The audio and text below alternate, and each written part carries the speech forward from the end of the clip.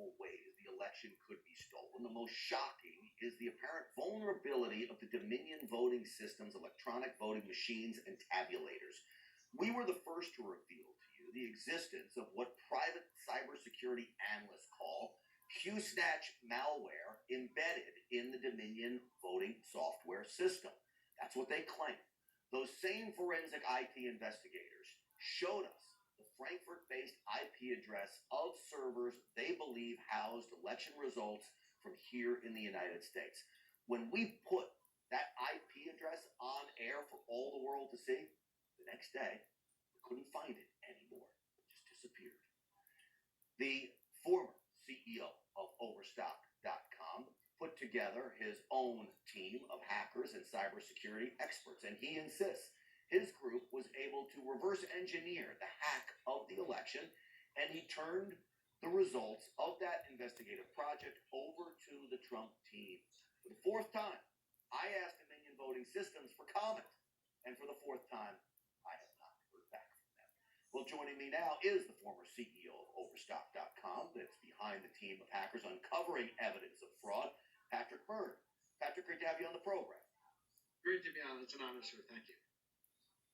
Well, the honor's mine. Can you explain to me what your hackers did? I guess we call them white hat hackers because they did it in a legal fashion. What did they do? What did you find? Inshallah. Yeah, no, we did. Well, it's kind of funny. It'll make a great movie someday. It's really a bad news bears of white ethical hackers, white hat hackers, former military intelligence professionals, former federal law enforcement.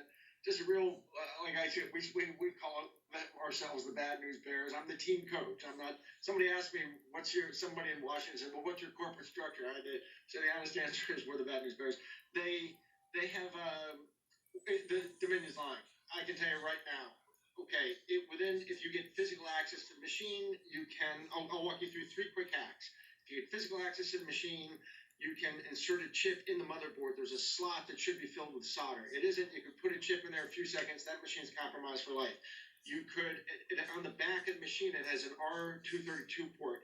You see, these are just computers. They don't have a screen. They don't have the monitor. They don't have the keyboard, but they're just like the computer on your different input-output devices. On the back, they have a slot for a technician who comes up, he can plug into, so he has his keyboard and monitor.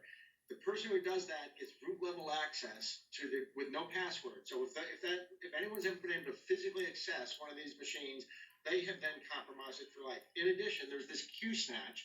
Thank you for reporting on it. Q-Snatch steals your credentials. They're widely infected. Look up a ZDNet article from July, 5 months ago, about how 66,000 of these machines are infected with Q-Snatch.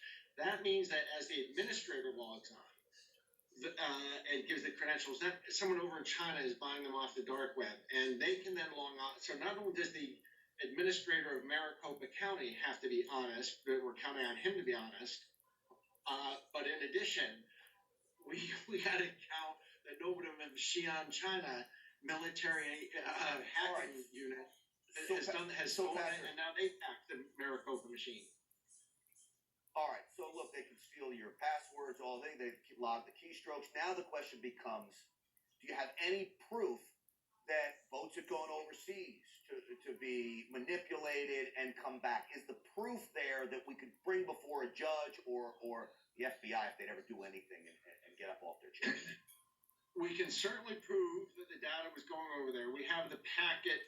We have all the packet information. In fact, if you want to verify this, there was a professor at a German university.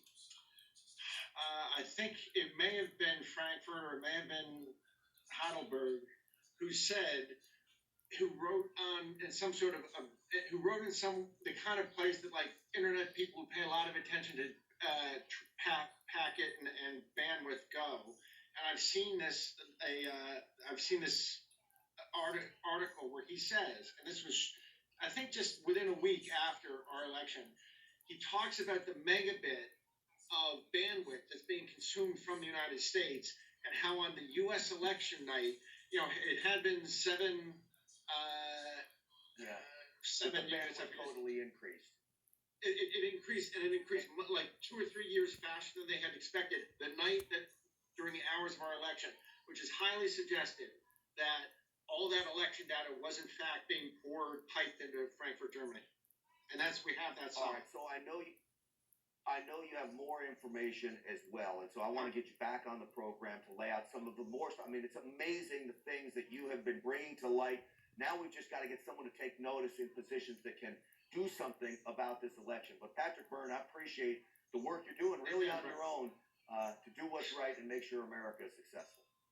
Well, thank you, sir. Thanks for having me. Thank you, my man. Still ahead on Stitchfield. Fulton County, Georgia certifies for Biden again, even after that videotape we've been showing you where poll workers sure look like they're in the midst of foul play.